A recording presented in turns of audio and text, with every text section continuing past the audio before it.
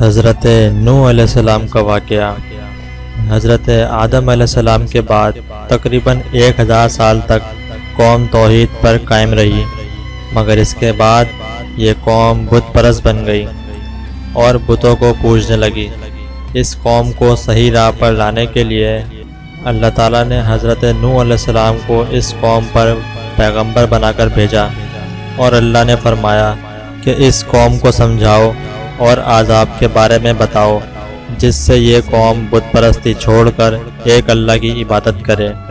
حضرت نوح علیہ السلام نے ایسا ہی کیا جیسا کہ اللہ تعالیٰ نے فرمایا تھا۔ وہ قوم کو سمجھانے کے لیے جگہ جگہ تبلیغ کے لیے جاتے تھے اور لوگوں کو توحید کے بارے میں بتاتے تھے، اور ان کو اللہ تعالیٰ کے خوفناک عذاب کے بارے میں بتاتے تھے اور دردناک عذاب سے ڈراتے تھے۔ وہ رات دن اسی کام میں لگے رہتے تھے، مگر کوئی بھی شخص ان کی بات نہیں مانتا تھا، بلکہ یہ لوگ حضرت نوح علیہ السلام کو پتھر مارتے تھے اور برا بھلا کہتے تھے۔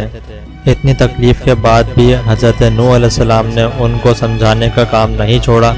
اس طرح وہ 950 سال تک تبلیغ کرتے رہے۔ اتنے عرصے میں صرف 40 مرد اور 40 عورتیں اور ان کے 3 بیٹے ہی ایمان لائے، باقی قوم کفر کی دلدل میں پھنسی رہی۔ جب حضرت نوح علیہ السلام لوگوں کو سمجھاتے سمجھاتے تھک گئے اور ان کے صبر کا پیمانہ لبریز ہو گیا، تب انہوں نے اس قوم کے لیے بد دعا کی، یا اللہ، اس قوم کا ایک بھی بچہ اور زمین پر ایک بھی گھر نہ چھوڑ، سب تباہ کر دے، برباد کر دے۔ اللہ تعالیٰ نے حضرت جبریل علیہ السلام کو حضرت نوح علیہ السلام کے پاس بھیجا۔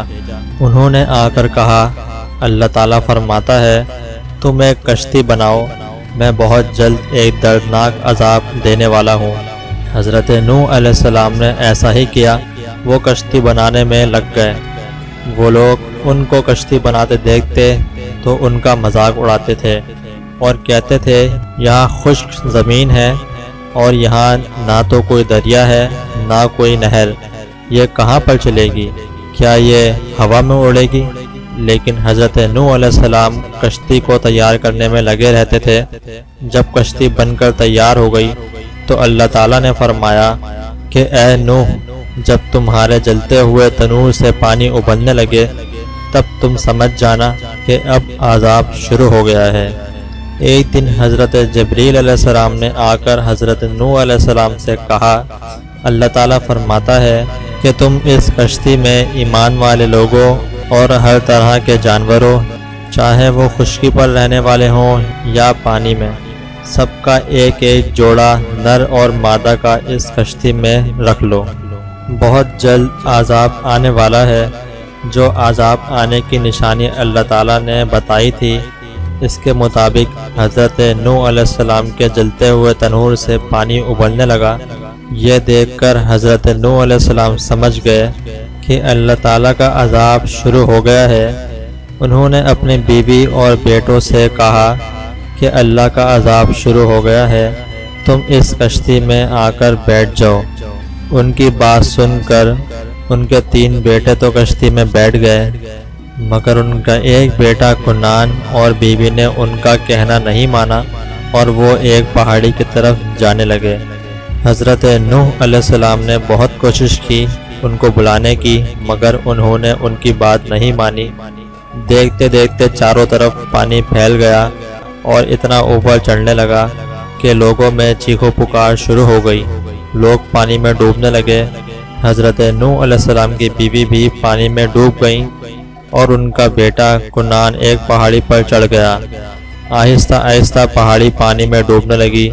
تب حضرت نوح علیہ السلام نے اللہ سے کہا، اے اللہ، تو نے تو وعدہ کیا تھا کہ تیرے گھر والوں کو بچاؤں گا، اب میرا بیٹا ڈوب رہا ہے، اس کو بچا لے۔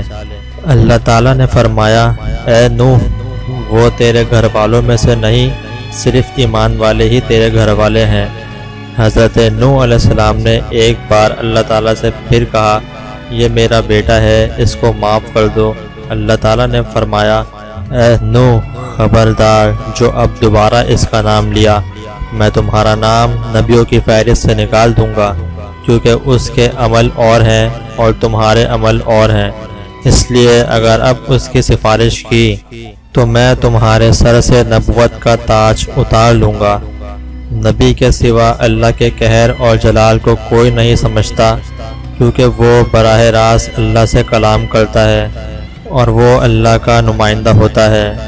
حضرت نوح علیہ السلام نے رو رو کر کہا، میرے اللہ، اگر تو نے کرم نہ فرمایا اور تیری قریبی کا دریا مجھے نہ ملا، تیرے رحم کی چادر میرے سر سے اتر گئی، تب میں کہیں کا نہیں رہوں گا، میں تو مارا جاؤں گا۔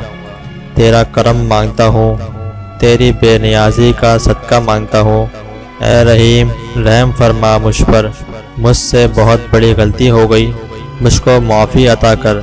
یہ اس نبی کی بات ہے جس کا ذکر قرآن پاک میں سب سے زیادہ مرتبہ آیا ہے، اور قرآن پاک میں 29ویں پارے میں ان کے نام سے سورہ نوح آئی ہے۔